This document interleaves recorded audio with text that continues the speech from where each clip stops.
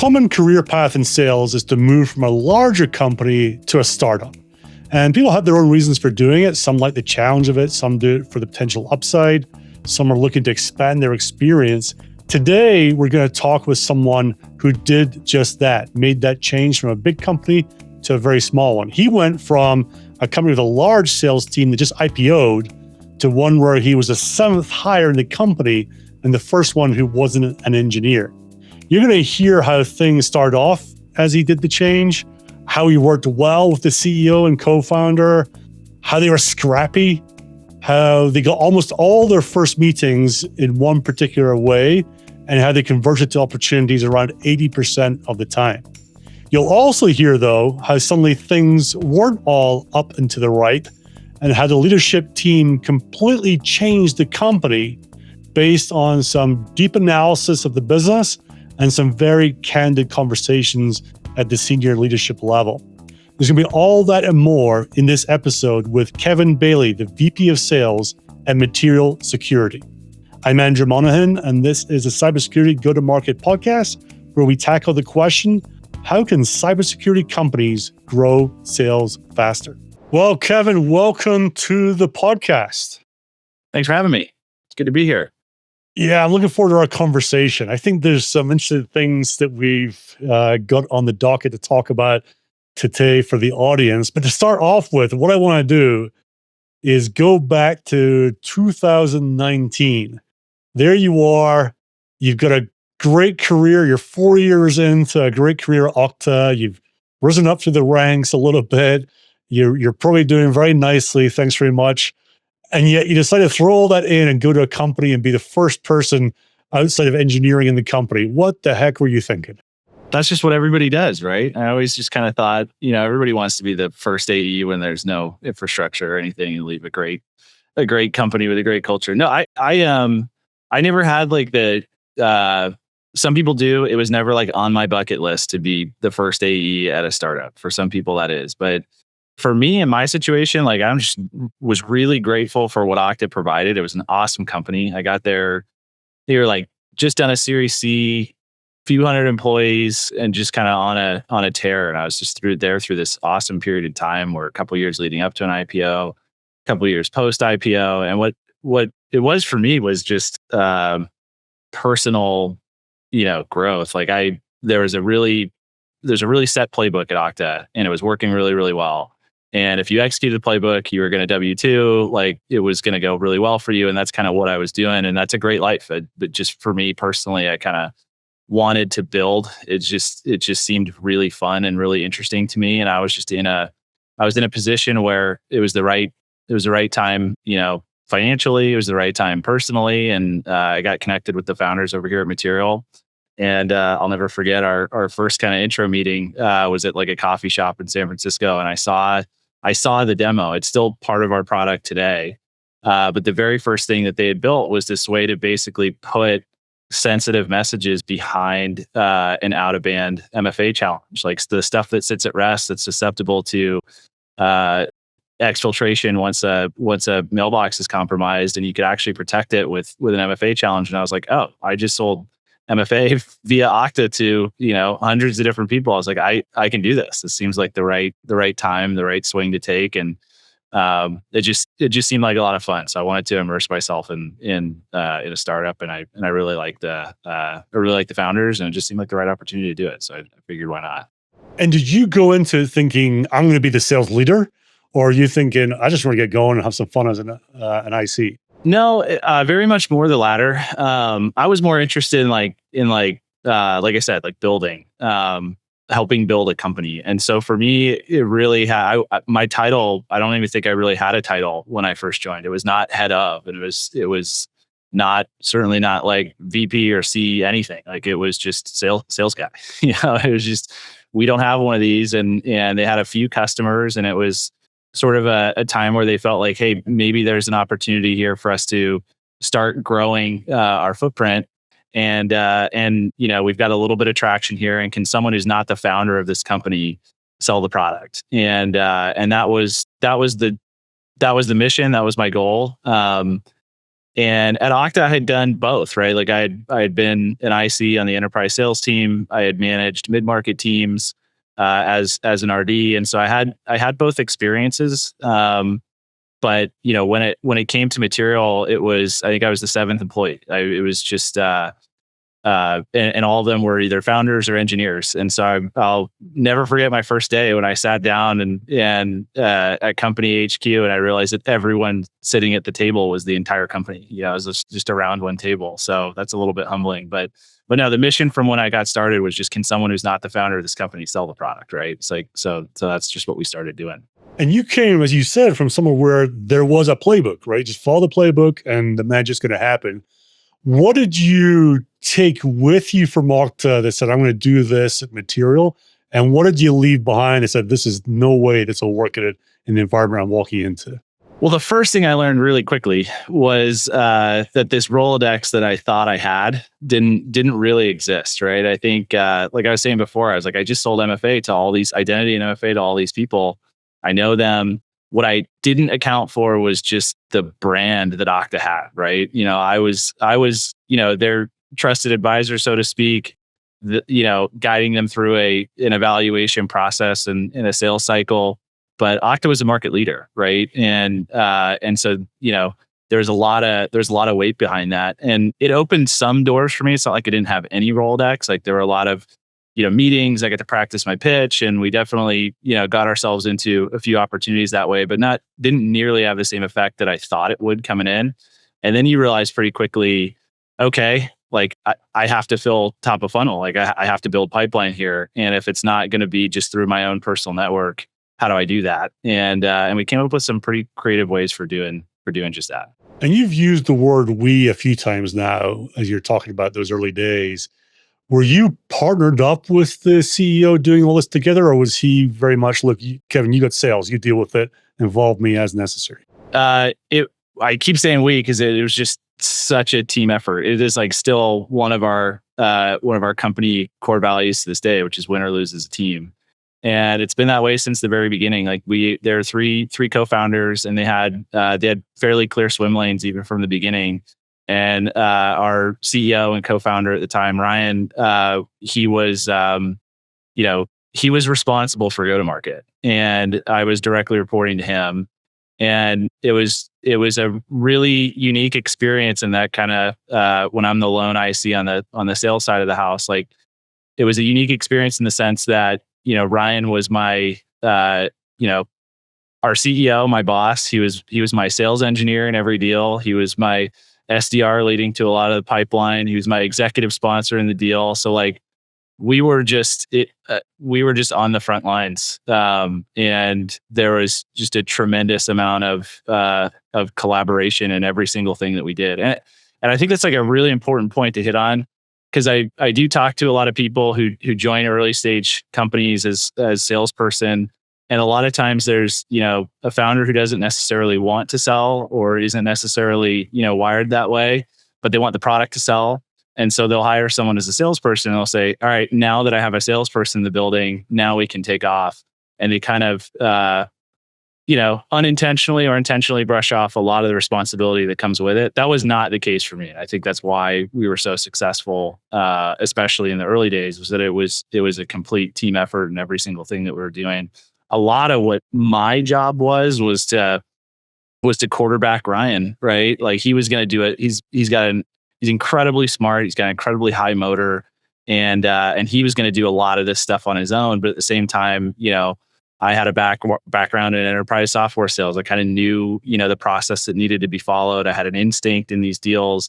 I knew, that they needed to hear from him. They needed to hear certain things from him. We could both say the exact same thing, but it would just be a lot better received coming from the founder, and there was just a lot of, strategy inside of the deal themselves that we were working on, and that I was kind of coordinating from behind the scenes. There was a lot of pipeline generation effort and referrals that we were getting that was, I was coordinating behind the scenes. But it was, from the very earliest days, like, we were just in this thing together, and I'm a firm believer that it really has to be that way, especially early when this was all what we're talking about now is when we were in stealth. So like you quite literally don't have a brand. It's not like no one's heard of you. It's like you don't even market. Like we didn't have a website. Like there was pretty much nothing there. We were in true stealth mode. And if it's that way, like it's just about how you show up, and it's about what you say, and it's about how you say it, and it's about the problems that you solve. And so you have these short but extremely valuable interactions that are that are your starting point. You have to open doors and you have to capitalize on it. And in order to do that, you have to put your best foot forward. And a lot of times that's through the founder, but you have to give them strategic direction and share your knowledge with them. And so a lot of that is just, when I say we, it's just team effort, like the entire way. I would imagine those early days, you're both going in with the right intent, but still there's that kind of, how do we work this out a little bit, right? Was there a moment when you thought, oh, we've found our rhythm, we found out how to do this together now? I don't know if there was one moment, but we started to get signals really early, right? Like we were, I'm happy to share, but we were pretty effective early on at generating introductory calls, first meetings. And a lot of times it's like we're genuinely asking for feedback. And we kind of had this mantra where ask for feedback, get money, ask for money, get feedback, And so we were opening doors and we were having these conversations, and we were trying to build product, and we were trying to build stuff that was valuable, and we were trying to understand and quantify that value so we could articulate it. And in doing so, we had a product that was really unique, and so we garnered a lot of interest with those early conversations. And that's like, there's not one moment, but you start to see light bulbs go off. People who just thought, I'm going to take a one-on-one meeting with this founder and just kind of like guide them along and give them my input, and then they go, oh, this is actually something that I could potentially use. And so we had a bunch of conversations like that. Like one of the first deals that I closed at Material was just something I self-sourced. It was one of my customers from Okta. He now actually works at Material. He runs just kind of like all the IT and security stuff we do internally here today. But he, I'll never forget, like when I reached out to him, he's like, you can practice your pitch on me, dude, but I don't have any budget. I'm not going to buy anything. And then we walked through the demo with him, and he was like, I like this thing. I think I want to POC it. So you just kind of run into all kinds of opportunities like that. And the first few deals that we closed, like they were real companies. We were really focused on like measuring our progress and our success against not just selling to like portfolio cousins, and like other, startup companies. Like we wanted to do real deals with real companies. And first two deals that we closed in the first like 30 days that I was here are like household brands. Like they're, one was like a Fortune 300 company. And so that's how we measured ourselves. We really wanted to make sure that we were adding value to real companies, and it wasn't just some, incestuous thing where you're selling to other startups that are in the same, venture portfolio that you are. You mentioned that you had a process to get those first meetings on the docket. Let's imagine Material was 6 years later, you're starting right now. What would you be doing to try and get the first 20, 30, 50 first meetings with real prospects, not friendlies and, as you say, portfolio cousins? Yeah, I think I'll explain it, but I think the long and short of it is that when you are first starting, your pipe gen focus needs to be way more geared towards people and less towards accounts, right? Like every salesperson's instinct is to come up with like some version of, an ICP, and then to build a target list of accounts. At a startup, especially in stealth mode, when you don't necessarily have a brand, the target account thing becomes really, really, really challenging, because there's just a lot of noise. Like you're fighting with every other company under the sun that is trying to get a meeting with them as well and trying to sell them something. And especially if you're in a crowded space, like it's just really, really easy to get drowned out. And so the reason I tend to tell people to gravitate more towards the people is that your network becomes the most important thing. It's like early stage pipeline generation is all about networking and relationships. Like people are generally very willing to see something new and to, as I was saying before, like give you their feedback, right? And if you do it in the right way, that can be extremely, extremely effective. So what we did specifically was, we had obviously like a cap table.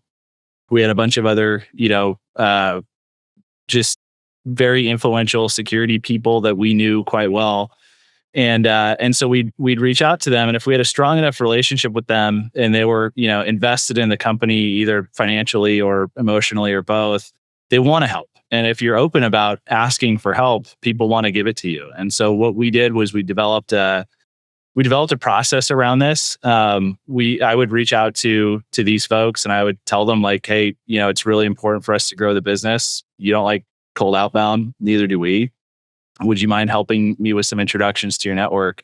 And then I do a lot of once they agreed to do that, we just kind of went into it with, both of us with eyes wide open that they were going to help me out. And I would do a bunch of the hard work on the back end, which was quite literally like combing through all of their LinkedIn connections. We found it like really inefficient to do these one-off asks of people where like, hey, it looks like you're connected to Sally on LinkedIn. Would you make an introduction to me? For me, and it's it's inefficient. It's kind of annoying for the person that you're asking the referral to, because like odds are, like everyone knows, like with LinkedIn connections, you probably only know like 1 out of 10 actually well enough to introduce the founder of a company who's your friend for like a one-on-one demo session. And so what we started to do is just come through all these connections. I'd put together like a big list. So if they had 5,000 LinkedIn connections, that turns into probably a list of 250 or so like very interesting security titles. And then I'd go through the list with them, and we'd literally sit there and scroll through an Excel spreadsheet until they saw a name that they kind of lit up, and they'd be like, oh yeah, I went to college with them, or that was my first boss, or I've worked with them for years. Like, and then you distill this big list of like 250 down into something that's much more manageable, and they are very warm connections that are very comfortable for that person to reach out to. And then from there, it's very important how you interact. Like we would ask for that referral. We would totally white glove the experience. Like it would be, a message from Ryan to this person who is making a referral on our behalf, asking them like, hey, would you be willing to give this founder some of your feedback on their product? And there was an extremely high hit rate on folks taking that meeting, right? And so when I say like focus on people, that's what I mean, right? Like we didn't care as much about the logo or the account. We cared a lot more about like warm connections and a path into the right security title at a company. We would go from there. You kind of have to. We said shine bright. Like when we get that meeting, you're just opening a door. Like it's up to you from that point how you engage and how you show up to that. But we built almost all of our pipeline early days in that way, focusing on people instead of targets. Did you keep a track of the conversion rate from those intro first meetings to actual some sort of opportunity? Yeah, 100%. Like it varied. It gets harder as you go. Like it's harder to scale up. Like as you add AEs, this is like a very niche thing. It's an early stage thing that we kind of architected it together, our process. But like early days, I mean, probably 80% of the intros that we were asking for, we were getting, and that starts to diminish over time because then your network is bigger. You've kind of gone through the people who are financially invested in the company, but like it was enough to build really significant pipeline and have a really successful first 12 months. Like I think we did north of like $2 million in ARR when we were just me and Ryan in stealth mode, right? Like you can be extremely effective by building pipeline that way. And you're talking about going through spreadsheets with investors. Was your whole ethos around we'll be dirty in how we go about doing it? We don't need systems and processes. There's just two of you working this all out right now. Yeah, that's kind of the main takeaway. Like that, it's old fashioned, and I don't think that will ever change. Like people want to help people, and there's no fancy AI tooling that we need to use. Like we use everything now, but at that point, like there's no AI SDR, there's no Sixth Sense, there was no, like none of that stuff. Like it existed, but not inside of Material, and we didn't need it. And I don't think at that time it would have really gotten us that far, because like I was saying, like we're in stealth mode. We were a startup. We didn't have a brand, right? So there was no one that, just use like Sixth Sense as an example. There was no site traffic for us. There was no way to for us to even, measure that and try and convert it, into anything. So it all had to be warm referrals. It all had to be network based. And if I were just to do cold outbound or do like AI SDR or anything, right? Like you're doing cold outbound as a stealth company, that becomes incredibly challenging to do. Like it was just, it was calorie burn. It was like, how do we use our time in the most effective way possible? And the fastest path towards top of funnel was through the connections we had at our network and the people that wanted to help us and wanted to see us be successful. And those people know who they are, and I know who they are, and I will be forever grateful for them for getting us off the ground. So you go in there as employee number 7, the first one on the go-to-market side. In the first year, you said you hit 2 million in ARR in the first year. When did go-to-market person number 2 join the team, and what job did they do? Yeah, we've always taken a pretty measured path towards growth. So like that was kind of our first 12 months, and we did some big deals with name brands like Fortune 500 companies. I think that's when we just started to realize that we were on to something. We had a somewhat repeatable process to where we could bring another seller on board and double our output. And that's what we did. So we actually, the next time we went out, we hired in a pair, and we hired 2 AEs who were close friends of mine from the Okta days, who were at a point in time where they were ready to make that leap as well. And our thought process there was like, hey, we've got a shorthand, we've got a bunch of process here that I had adopted from the Okta days, that we had adapted to our stage and what was useful for us. And I could teach them that process. I could teach them some of that, the shorthand that we have. And when you hire a network, like it's obvious, but it's worth saying, like you know what you're buying, right? Like you know exactly the character of those individuals. Their horsepower, and that's what we did. And one of them, Grant, is running enterprise for us today. He's been here for 5 years himself, and then we just started to kind of build things out from there and scale it up. So after we hired our next 2 sellers, we realized that like, hey, it is still incredibly important for us to do this referral motion that I was just describing, but we had launched out of stealth, and at that point we started to do some brand building. And we decided, hey, it's time we can add an SDR. We can start doing some like account-based outbound, right? And then we added like a demand gen marketer. And even then, like I didn't really have a title. Like I was still like player coaching. So I was managing those functions I just described, but also, I was still doing my own deals, and I still had a quota, and I still had my own targets.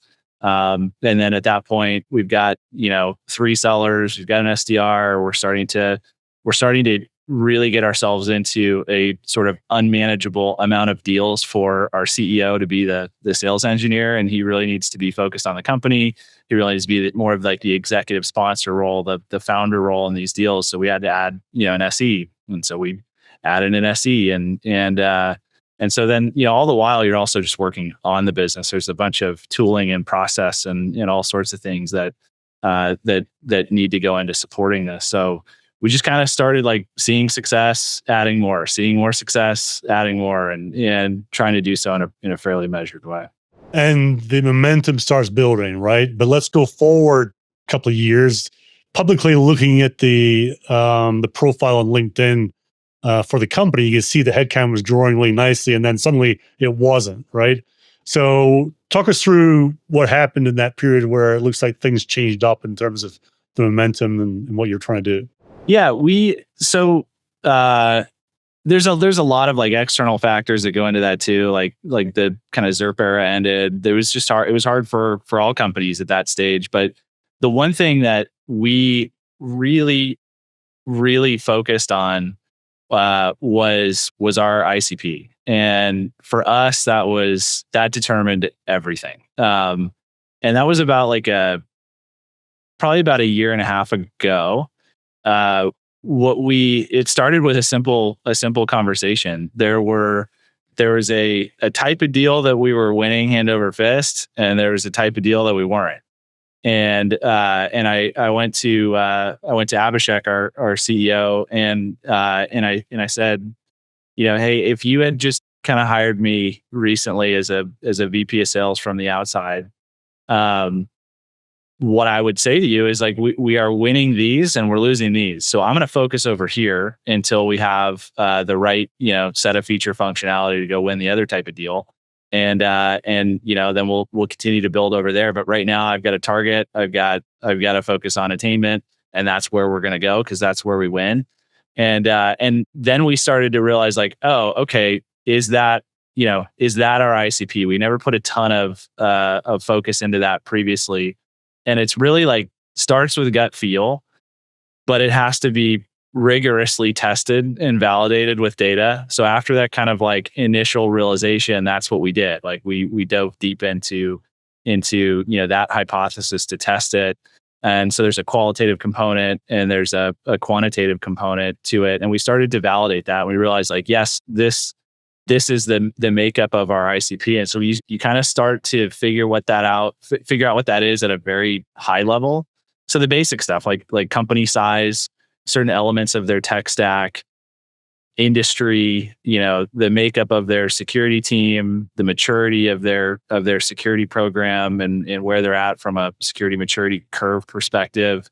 And then talking to partners at Andreessen Horowitz. Michael King was a partner over there. He wrote a really cool blog post about this fairly recently, which is just the basic questions that help you start to get towards your ICP, which is sort of which current customers do you have to get the most out of your product, which traits do your best customers have in common, what sort of objections do you receive from past customers or lost opportunities. So you have to dive into the wins. You have to dive into the losses, and you start to come out of that with a clear picture of where you win. And then from there, it becomes this huge lift, can't be understated. It is a huge lift in terms of refocusing the entire company, around that, right? Once you have that realization and once you've tested it, then you need to launch into action and start to right size the business around that to make sure that everybody's rowing in the same direction. When I hear you say, company wide implications, I'm guessing that not everyone in the company went, oh yeah, let's just rejig the whole thing around a slightly different ICP. What were the discussions you had that surprised you, or where was the hardest decisions to be made around that?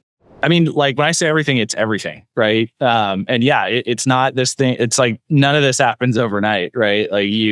There's a lot of deep diving into this. There's a lot of dissenting opinion. There's a lot of, and it's good. From our standpoint, we have this really, really collaborative, no ego senior leadership team, and it opens the door for discourse, and we were happy to have that. We had an opinion, and we like I said, we tested it really rigorously, but we pretty quickly came to the same conclusion and got alignment. But as a few very important examples, once you realize this is our ICP, these are the deals that we need to focus on.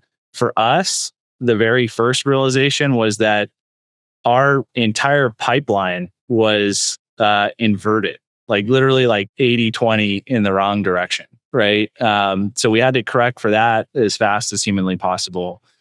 Tell me more about that. What do you mean? Sure. So there are certain elements of a tech stack for us that are incredibly important, within our ICP.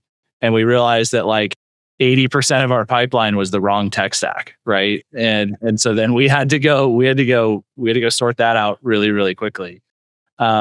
And then the second thing is we realized that the makeup of our team itself was inverted as well.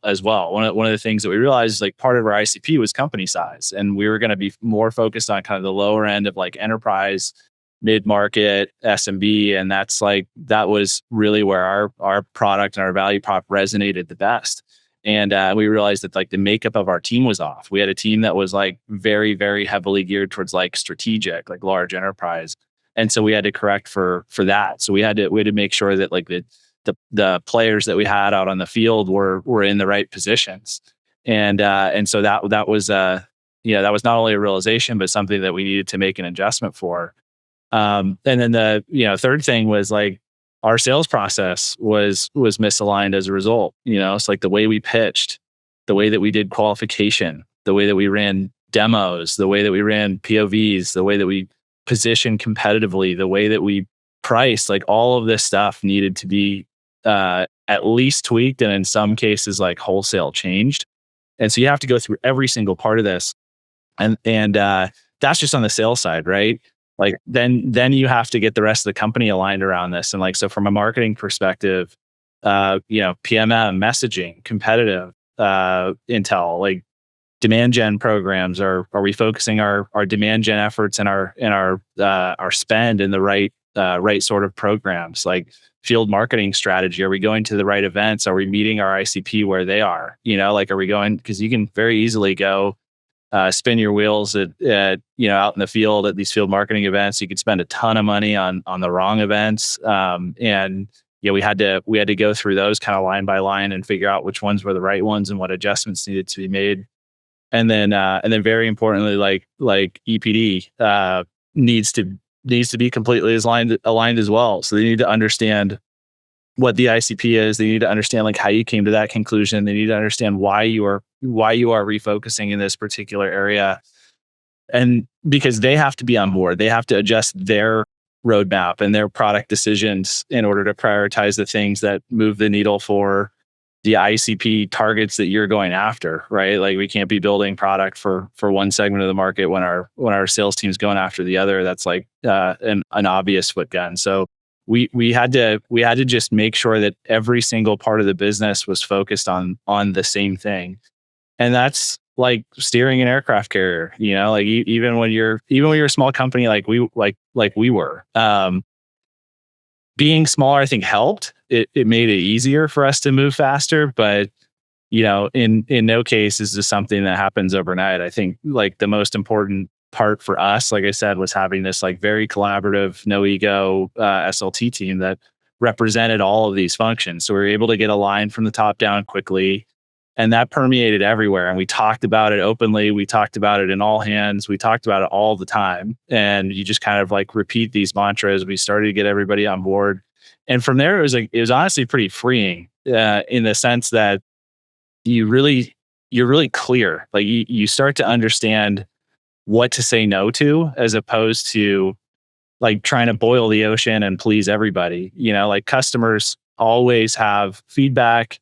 They always have feature requests. They always have, design ideas. Like we had to, and it becomes very hard to prioritize those things. So when I say it's freeing, it's just having this focus means it's very obvious what you say yes to and what you say no to. And when you have this level of alignment, the stuff that you say yes to seems actually fairly obvious. And when you don't have a super duper clear focus, you end up getting pulled into all kinds of directions. And when you're early on and you've got like growth mindset, that thrash can be lethal. Like there's one of my mentors, the CRO of Okta, Adam Aarons. He's a legend. He has this story of like seals and surfboards, and I don't even know if it's true, but the legend goes that I think it was in the 80s or 90s, they'd take people on tours of great white sharks, like right over by the Farallon Islands. In order to see a shark breach, they'd tow a surfboard behind the boat, and the shark would breach. It would get a surfboard. It would get no calories, right? And if it did that enough times, it takes a tremendous amount of energy for them to do that. They started to see a decline in the great white population, and it was like actually detrimental to them. So the analogy is like seals and surfboards. Like, are you chasing a seal or are you chasing a surfboard? And that matters in deals. Like, you have to be in the right deals if you're going to burn your calories as a sales team. You have to make sure that it's a well-qualified opportunity, but it also is the same exact thing when you're working on the business and you're building a company. Is like, does this matter to our ICP? Is this a thing that is important to us helping us win and moving us forward? If yes, let's do it. If no, we can't do it, right? So you have to have this focus. You have to go through this exercise every time with every decision that you make. But it's been awesome for us. It's been absolutely one of the most important things that we've done as a company. Going back to the changes you were making, especially on the sales and marketing team, was there something that surprised you how more difficult than you thought it would be, or you thought this is going to be a real big thing to try and figure out, but it was actually easier? What were the surprises in the whole process? I don't think any of it was easier than we thought it would be. It was all hard, but it was all hard for the right reasons. I think that one of the things that jumps out with like that question specifically was that it was in the conversations with EPD, right? Because they already had a roadmap, and we already had lots of customers that were not in what we had defined as our ICP, right? So meaning like they're an existing customer. We have a relationship with them. They have feedback for us. They have input. They've had their influence on roadmap.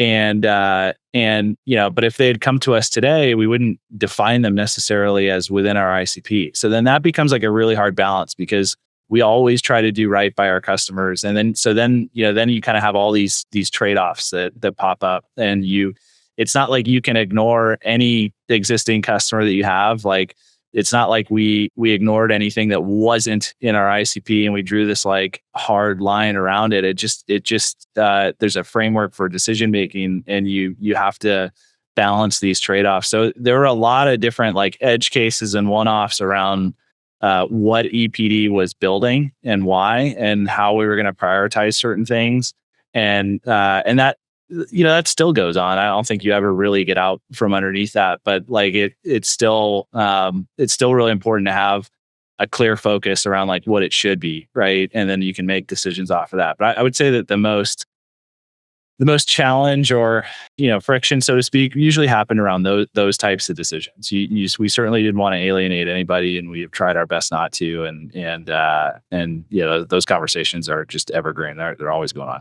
So you're making the change, and your new ways of doing things are coming into place.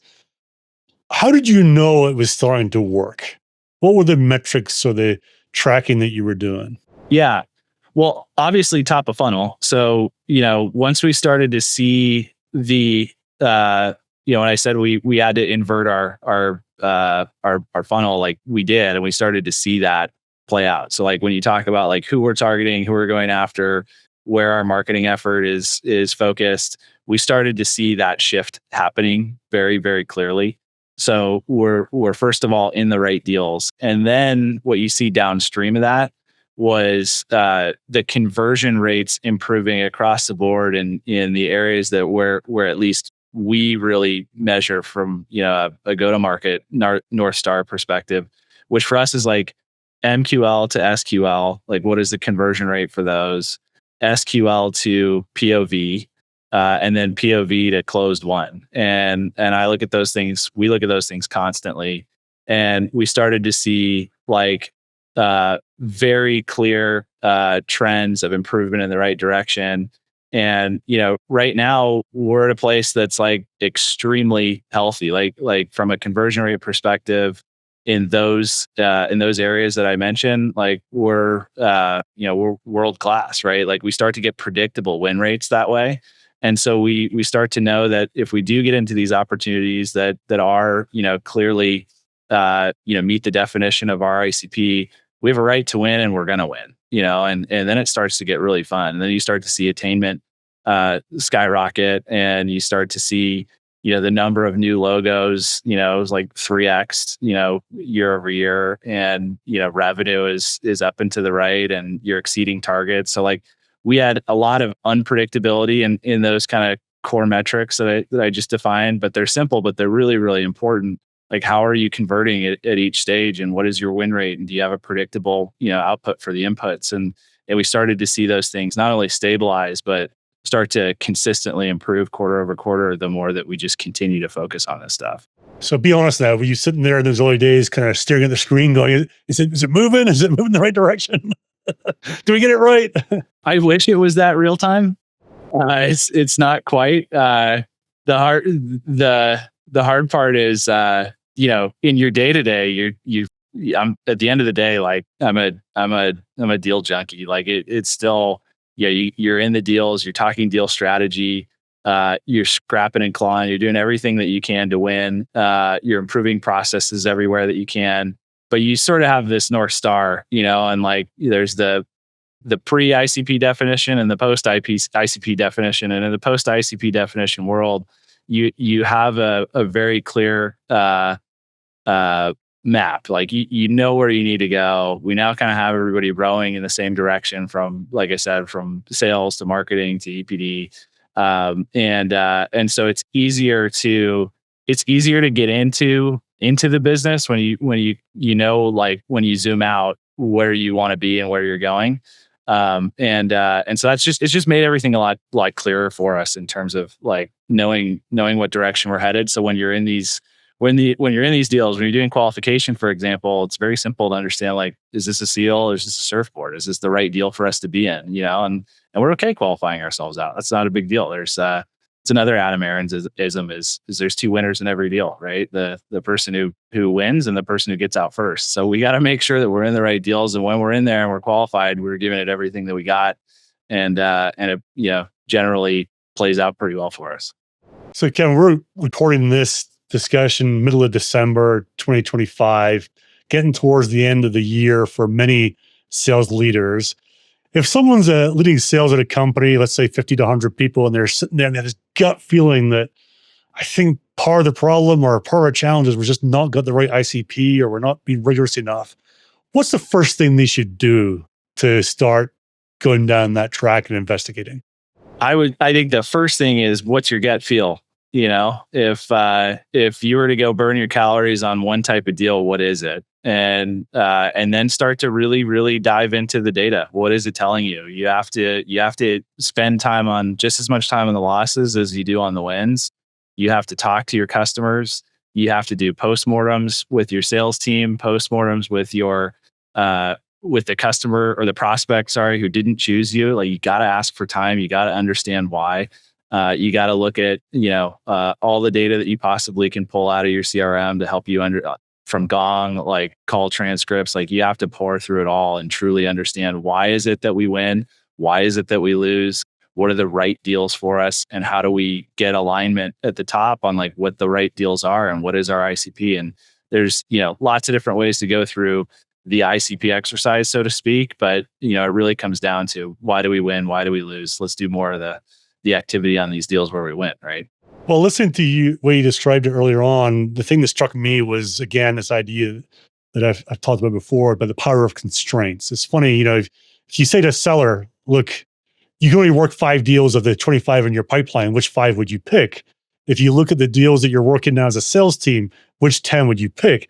Suddenly people get very careful about where they would spend their time, and some of these things start working out. So the power of constraints, even though you would never say, we're going to rip away, 3/4 of your pipeline, it really forces some good thinking about, I've got to make sure that all our efforts are in the right place, not on bets out there on the edges, hoping that some of these things come through. So I think constraints was one of the big takeaways I got from your conversation. Yeah. Like I said, like it becomes really clear what you say yes to and what you say no to. And, just because you're super duper hungry doesn't mean you eat nothing but, junk food, right? And candy. Like you have to make sure that you are getting the right level of nutrition in these deals. So like, salespeople want to they want to get into opportunities. They want to chase them, right? But you have to be really disciplined about what opportunities you do spend your time on. At the end of the day, it's about time. It's about where you spend it. The calories that you burn for a win. And so I'm really of the mind that, like, we need to qualify early and often, and we need to make sure that from the earliest stages of a deal that we're in the right one, and that we validated that, and that we have a right to win. You have to have a right to win. You have to be able to articulate that. You have to be able to articulate your value prop to the prospect, and and reiterate that over and over again. And if you don't have a right to win, you're in the wrong opportunity. You have a weak value prop, and you're just going to be grasping at straws the entire time. And you're going to be the great white shark that catches too many surfboards and doesn't make it. Well, Kevin, listen, I've enjoyed the conversation. If someone wants to get in touch, what's the best way to do it? LinkedIn, Kevin at Material.Security. Pretty simple. We're if I could plug, we're hiring for enterprise AEs, mid-market AEs, SMB AEs. So it's a good time to join us. You're hiring, it sounds like. Yes, sir. That's a big hiring, like capital H, all those roles. That's right. Well, listen, rooting for you for the end of the year and into 2026, and looking forward to hearing in the future how things go. Awesome. Thank you, Andrew. It was a fun conversation. Appreciate you having me.